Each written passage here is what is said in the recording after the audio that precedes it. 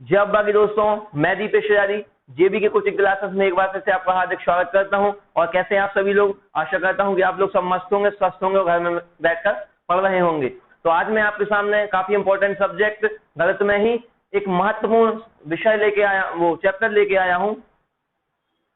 आज मैं गणित में आपके सामने एक बहुत ही इंपॉर्टेंट चैप्टर लेके आया हूं जिसका नाम है BODMAS। आपको पता होगा, आज मैं आपको दो चीजें पढ़ाने वाला हूं, एक BODMAS और एक अभाज्य गुणनखंड, समगुणनखंड, विषम गुणनखंड और कुल गुणनखंड, मतलब कि टोटल फैक्टर। दोनों चीजें काफी इंपॉर्टेंट हैं। एक मैं आपको BODMAS से स्टार्टिंग करवाऊंगा और उसके बाद मैं आपको टोटल फैक्टर भी बताऊंगा, मतलब कुल गुणनखंड, जो काफी इंपॉर्टेंट है और आपको बहुत विशेष ध्यान से पढ़ना है, जिससे कि आप ये चीजें भूले ना। सभी एग्जामों में ये चीजें बार बार पूछी जाती हैं। अब मैं आपके सामने क्वेश्चन लिखता हूं।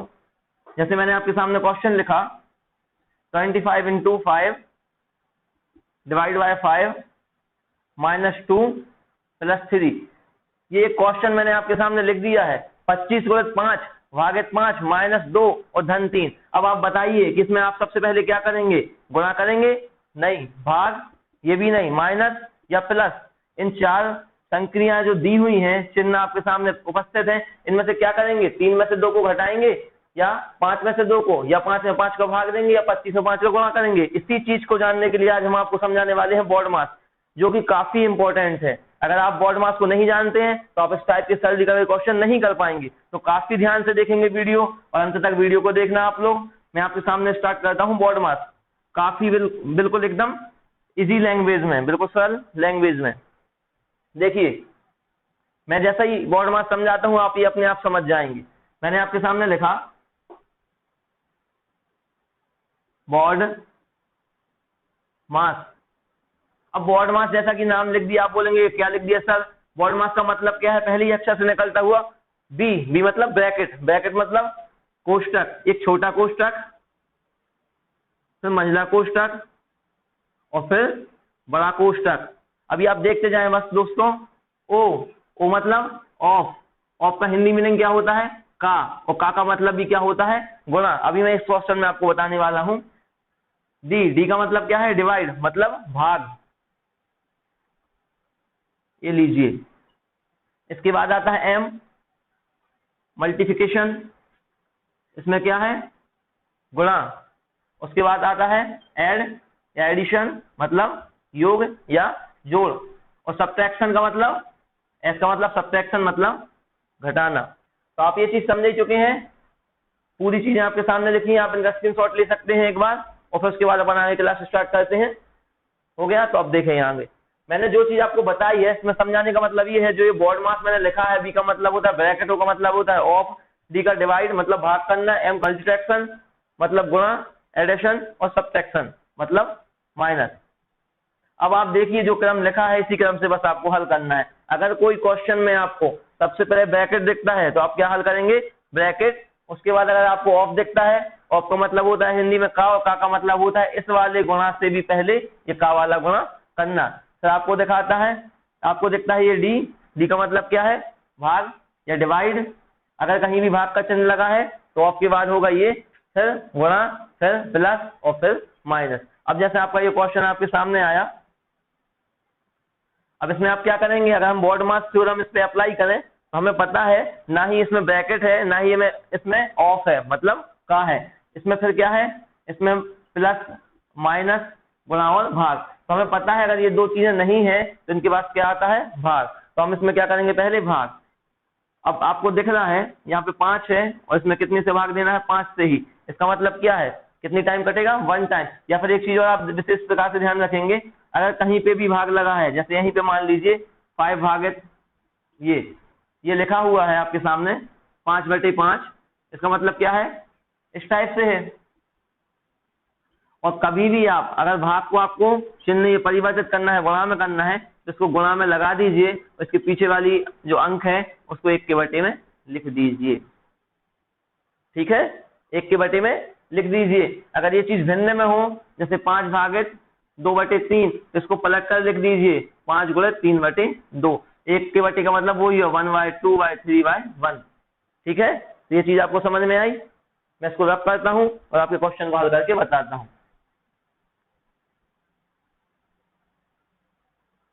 ये लीजिए, तो इसमें क्या होगा, पहले 5 से 5 में भाग होगा तो क्या होगा यहाँ से 1। अब क्या बचा, 25 गुणित 1 ऋण 2 धन 3। अब आपको क्या पता है, प्लस माइनस और गुणा में से पहले क्या होगा, गुणा, क्योंकि यहाँ पे अपन देख रहे हैं। तो 25 से कम 25 माइनस 2 प्लस 3। अब देखिए 25 प्लस का, ये 3 प्लस की, दोनों को जोड़ देंगे, कितने हो जाएंगे, 28 ऋण 2। आंसर क्या आएगा आपका, 26। तो इस प्रकार से बोर्ड मास से अपन सरलीकरण में क्वेश्चन हल करते हैं। ये चीज काफी इंपॉर्टेंट है, नहीं तो पूरा क्वेश्चन आपका गलत हो जाता। अगर आप 5 में से 2 घटा देते, या 3 2 में से घटा देते, माइनस का 1 ले लेते, या 25 में 5 का गुणा कर देते, तो इसलिए ये चीज आप काफी ध्यान से देखेंगे। अब मैं इसको रफ कर रहा हूं।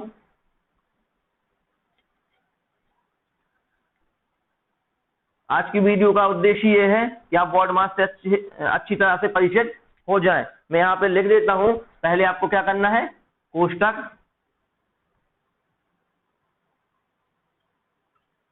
छोटा कोष्टक, फिर मंझला कोष्टक, और फिर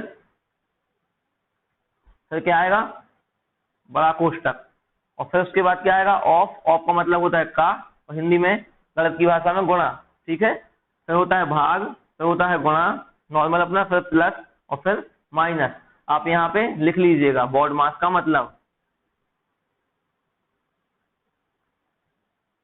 चलिए, तो हम एक अगला क्वेश्चन लेते हैं इसके बाद। जैसे कि क्वेश्चन है आपका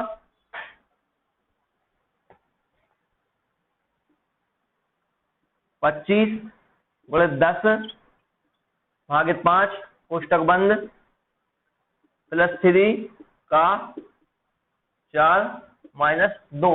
ये क्वेश्चन आपके सामने प्रस्तुत है। आप इसमें क्या करेंगे, आप लोग थोड़ा सा दिमाग लगाइए। एक बोर्ड मास का सरलीकरण के द्वारा क्वेश्चन आपको करना। सरलीकरण का क्वेश्चन जो आपके सामने दिया हुआ है, अगर ये क्वेश्चन आ जाएगा तो पहले क्या आप इस 4 में से 2 को घटाएंगे, या फिर इस वाले क्वेश्चन को हल करेंगे, या फिर यहाँ पे भाग देंगे कि 25 में 10 से गुणा करेंगे, कि 10 में 5 से भाग देंगे। सभी चीजों में कंफ्यूजन है, तो इसको दूर करते हुए जो कि आपके बाजू में दिया है बोर्ड मास, इसमें से देख के आप हल कर सकते हैं। तो मैंने क्या बोला है, बोर्ड मास सबसे पहले ब्रैकेट, तो हम पहले क्या हल करेंगे, ये वाला ब्रैकेट। अब ब्रैकेट के अंदर तो अपन पहुंच गए, उसमें अपन ने देखा 25 गुणित 10 भागित 5, तो पता है गुणा और भाग में से पहले क्या होगा, भाग।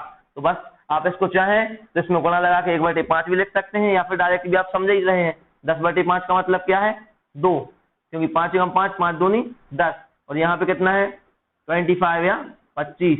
ये पोर्शन हल हो गया, प्लस 3 का 4 माइनस 2। अब आप ये बोलेंगे सर आपने बोला था पहले का होगा, हाँ बिल्कुल का होगा, लेकिन ये पोर्शन अलग है और ये पोर्शन अलग है, क्योंकि देखिए ये कोष्टक के अंदर है, उसके बाद ये अलग है।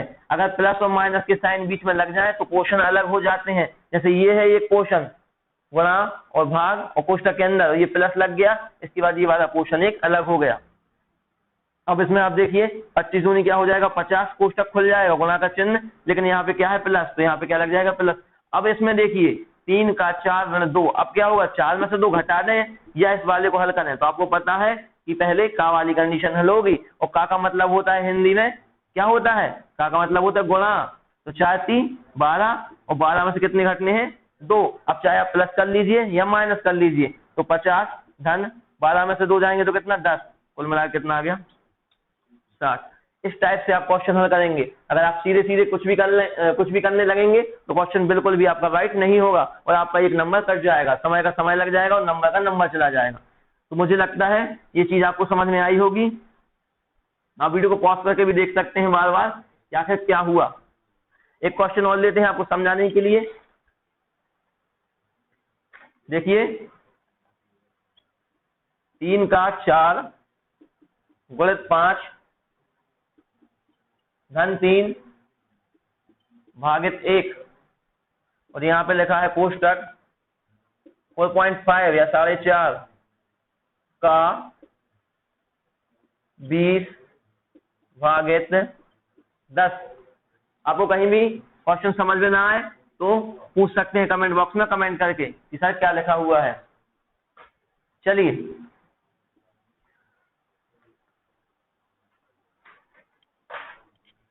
अब इसमें क्या होगा, ये पोर्शन अलग है, मैंने क्या बोला, अगर प्लस माइनस बीच में है तो पोर्शन अलग हो जाते हैं। ये पोर्शन अलग, आप ध्यान से देखिए, इतना अलग आपको हल करना है। आप साथ में भी कर सकते हैं, अलग अलग भी कर सकते हैं, क्योंकि ये बीच में क्या साइन आ गया प्लस, इतना ये आपका अलग हो गया और इतना आपका ये अलग हो गया, 3 भागों में बट चुका है। आप तीनों को एक साथ में हल कर सकते हैं। चलिए करें, 3 का 4 गुणित 5। अब क्या करेंगे, 4 पंजे 20 करेंगे या 3 चौके 12 करेंगे, बताइए। आपको पता है कि पहले हम क्या करते हैं, का भले मतलब वो ही हो, 4 पंजे 20 दिया 60, लेकिन अगर यहाँ पे गुणा की जगह भाग लगता तो क्वेश्चन चेंज हो जाता। तो आप बॉडमास के थ्योरम के अनुसार ही चलेंगे। पहले आप क्या हल करेंगे, का। तो 3 का 4, का मतलब आपको पता है क्या होता है, गुणा, और इस वाले गुणा के पहले भी ये वाला गुणा, 3 चौके 12, 12 गुणित 5 प्लस लगा दीजिए, 3 में 1 का भाग दोगे 3 ही बचेगा, कोष्टक ये क्या लिखा 4.5 का 20, मतलब 4.5 में कितने का गुणा करना है, 20 का। मैंने क्या बोला था, पॉइंट भूल जाइए, पिछली वीडियो में पॉइंट भूल जाइए और 20 का जीरो भी भूल जाइए, बस आपको कितने का गुणा करना है, 2 का। तो यहाँ पे कितना है 45, और 45 दूनी 90, 90 और एक ये 0, 20 का। अब इसमें क्या करना है आपको, एक अंक बाद क्या है, दशमलव, और एक अंक बाद दशमलव भागित 10। ठीक है। अब मैंने आपको बताया था कि अगर दशमलव के बाद 0 है तो उनकी कोई वैल्यू नहीं होती है, हटा दीजिए, ये चीज बकवास है, कोई मतलब नहीं है इसका। अब देखिए, इसको अपन हल करेंगे, 12 पंचे 60 प्लस 3, ठीक है। अब 90 में कितने का भाग देना है हमें, 90 में कितने का भाग देना है हमें, 10 का, तो यहाँ क्या आ जाएगा 9। अब चूंकि एक बहुत विशेष ध्यान में रखने वाली बात यह है कि 60 में 3 जोड़ेंगे नहीं आप लोग, कितना हो जाएगा 63, बिल्कुल गलत हो जाएगा। 60 में जुड़ना तो है कुछ, लेकिन ब्रैकेट अभी हल पूरा नहीं हुआ है, ब्रैकेट आपका ये खुलेगा तो गुणा का चिन्ह देगा, मतलब 9 का 3 में गुणा होना है, 9 तिया 27, 60 में 27 जुड़ेगा, ना कि 60 में 3, ठीक है ना, समझ रहे हैं ना आप बात। इसीलिए बोलते हैं बॉडमास जरूरी है। ये कितना हो जाएगा, 60 ये है, इसको 20 मानिए, 80 और 7 87, ये आपका आंसर। तो मेरा मकसद आज की क्लास में आपको ये था कि आपको बॉडमास से मैं अवगत करा दूं। मैं इसको रख करता हूं दोस्तों, बॉडमास होता क्या है, कैसे अपन उसको अप्लाई करते हैं क्वेश्चनों में, ये जानना बहुत ही जरूरी है आप सभी के लिए। चलिए अब हम चालू करते हैं अपनी दूसरी टाइप, जिसमें कि आपका आएगा कुल गुणनखंड। ये भी काफी इंपॉर्टेंट है, 1-2 नंबर में आ जाता है आपके लिए, ठीक है। तो कुल गुणनखंड किसी भी संख्या के क्या होते हैं, कैसे इनको निकाला जाता है, मैं आपको बताता हूँ एक उदाहरण के द्वारा। मैं एग्जांपल ले लेता हूँ, 24 ले लिया मैंने, 24। अब गुणनखंड का मतलब तो आप जानते हैं, इसको छोटे छोटे रूपों में तोड़ दीजिए, आपने बचपन में देखा भी होगा। 24 कैसे भाग जाएगा, पीछे का अंक इकाई का सम है या 2 है, 2 से कटवाना तो 12, फिर 12 2 है, फिर 6, फिर 2 से जाएगा 3, अब 3 3, ये इसके क्या टूट रहा है, गुणनखंड। ठीक है, ये चीज तो पुरानी है, आपको आता भी है। अगर आपको ये सब कुछ नहीं करना है तो इसको मन में भी आप तोड़ सकते हैं, कैसे, बड़े से बड़े उसमें तोड़ लीजिए आप गुणनखंड में। जैसे आपने जो देखा 24, मतलब 8 तिया 24। अब 8 जैसे ही आपके मन में आया तो देखिए 8 तिया 24 होते हैं ना, 8 ती 24, तो ये 3 तो ठीक है, और 8 को भी तोड़ लीजिए, 2 बोले 2 बोले 2, मन में भी तोड़ सकते हैं। इसको कब तक तोड़ना है, जब तक कि ये अभाज्य संख्या न बन जाए, मतलब इसके फैक्टर 2 से ज्यादा ना निकले, एक स्वयं और एक एक। मैंने पिछली वीडियो में आपको सब बताया है, रिवीजन के तौर पे आप ये चीजें भी याद करते रहेंगे।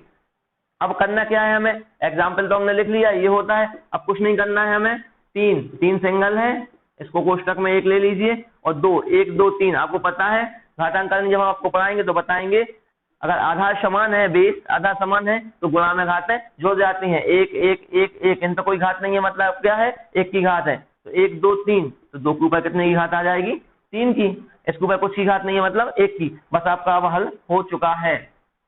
अब आपको क्या लेना है, कुल गुणनखंड लिख लीजिए, कुल गुणनखंड, टोटल फैक्टर, ठीक है। कुछ नहीं करना है, जो ये 1 की घात है इसमें 1 जोड़िए होगा कर दीजिए। जैसे यहाँ पे 1 था तो 1 में 1 जुड़ेगा, 1 में 1 जुड़ेगा तो कितना हो जाएगा 2 गुणित, यहाँ पे 3 है, 3 में 1 जुड़ेगा तो कितना हो जाएगा 4, 4 दूनी क्या है 8, और यही आपका आंसर है। मैं इसमें आपको कुछ चीजें और बता देता हूँ जो कि इंपॉर्टेंट है, जो कि बहुत ही इंपॉर्टेंट, जैसे मैंने बताया कुल गुणनखंड। अब मैं आपको बताऊंगा सम गुणनखंड।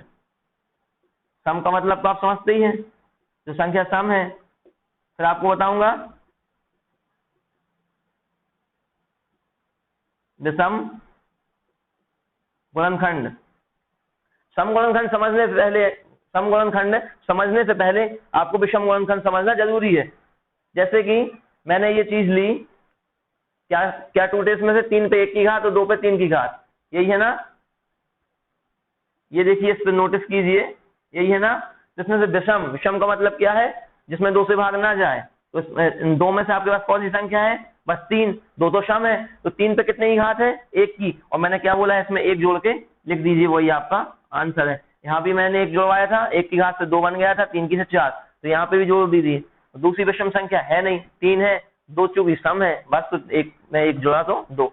अब चूंकि सम गुणनखंड कैसे निकलेंगे? अगर कुल गुणनखंड 8 है और 2 विषम है, तो सम की संख्या अपने आप कितनी हो जाएगी? 6।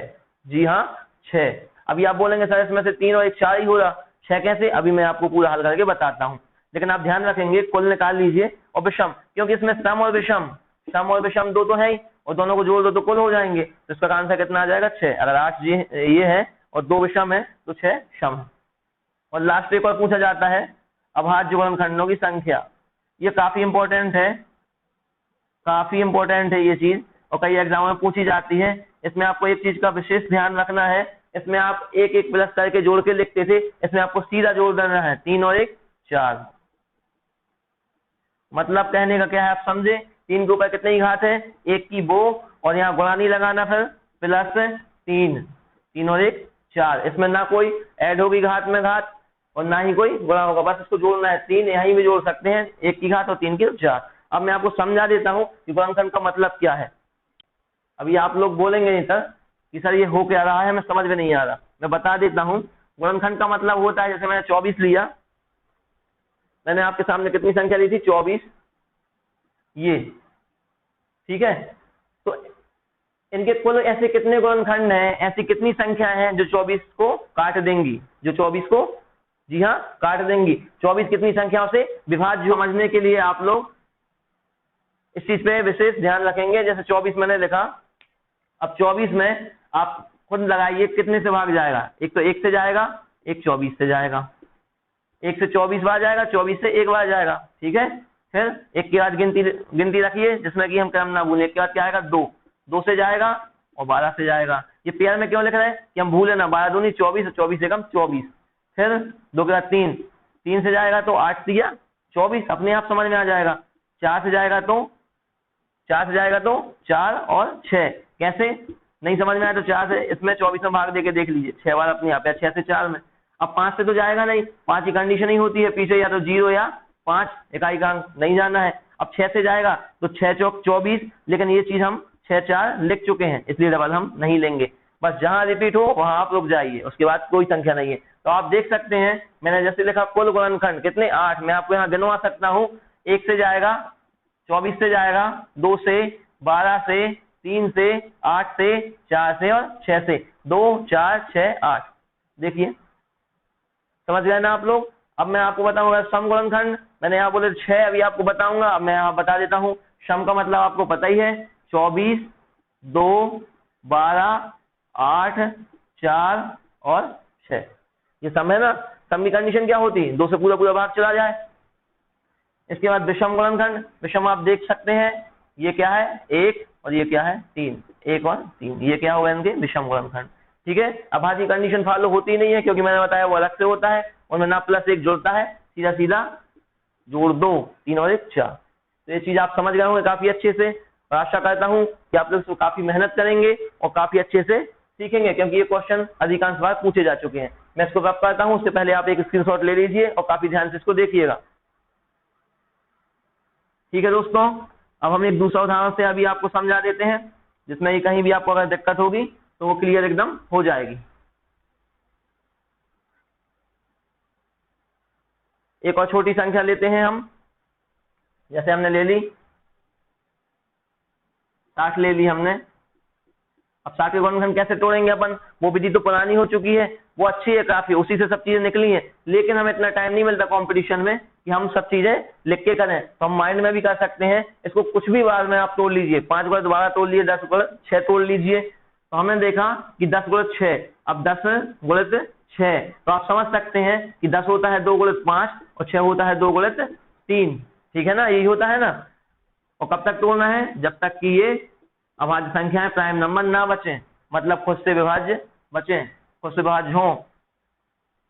चलिए इसमें क्या है, दो दो बार है, 2 पे 2 की घात लगा लेते हैं, 5 एक बार है और 3 एक बार है। अब आपको पता ही है कुल गुणनखंड कैसे निकलेंगे। कुल गुणनखंड मतलब टोटल फैक्टर। तो आपको पता है सब में एक एक बढ़ाना है बस। 2 पे 2 की घात है मतलब क्या हो जाएगी 3 की, 5 पे 2 की हो जाएगी और 3 पे 2 की। सब में एक एक जोड़ना है, 2 से 3, 1 से 2, 1 से 2। चलिए 2 दूनी 4 या 12, कुल गुणनखंड कितने हो गए 12। अब हम आएंगे सम, इवन सम गुणनखंड इवन फैक्टर। अब क्या करें, सम कितनी चीजें हैं बस देख लीजिए, एक सिंगल। लेकिन इसको करने से पहले मैंने क्या बोला, आप क्या देखेंगे, विषम, विषम गुणनखंड और फैक्टर। चलिए विषम में क्या क्या आएगा, एक 5 है विषम, 2 तो सम है, एक 5 है, इस पे 1 की घात है मतलब 2 की घात हो जाएगी गुणित, एक 3 है तो 1 की जगह 2 की, कितना आए 4। अगर 12 कुल है और 4 विषम है तो सम कितने होंगे 8। ये चीज विषम, विषम अगर 4 है कुल 12 है तो सम कितने होंगे 8। अब एक चीज और आपकी इंपॉर्टेंट बचती है, वो है अभाज्य प्राइम फैक्टर। अभाज्य गुणनखंड। अब अभाज्य कैसे निकालेंगे, हमने क्या बोला है, ना जोड़ना, ना इसमें एक एक जोड़ना है, बस सीधे जोड़ देना है। यही संख्या है जो घातें लगी हुई है, 3 1 4 1 5। ठीक है, ये है आपका 2 1 3 1 4 होगा इसका, सॉरी 5 नहीं, ये 4, क्योंकि आपके पास एक 2 है, एक 5 एक 3 है, 2 के ऊपर 2 की घात है, 5 के ऊपर 1 की और 3 के ऊपर 1 की, मतलब 2 + 1 + 1 कितना हो जाएगा 4।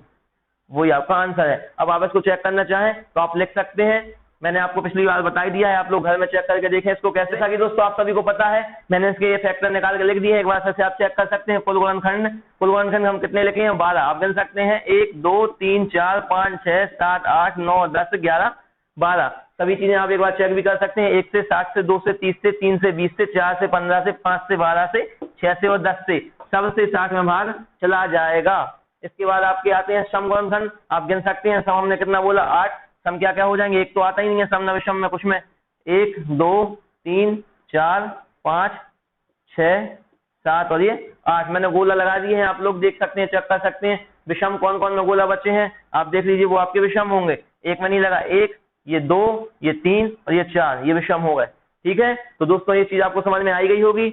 आशा करता हूं कि जो भी बताया है वो आप काफी अच्छे से समझ चुके होंगे और घर में काफी प्रैक्टिस करेंगे। तो मैंने आज आपको जैसे कि बता ही दिया है, मैंने आपको गुणनखंड निकालना बता दिया है, बोर्ड मास बता दिया है, तो इसकी अच्छी प्रैक्टिस कीजिए, घर में रहिए, अच्छी पढ़ाई कीजिए और हमारे साथ यूट्यूब पर हमारे चैनल पर काफी स्टडी कीजिए।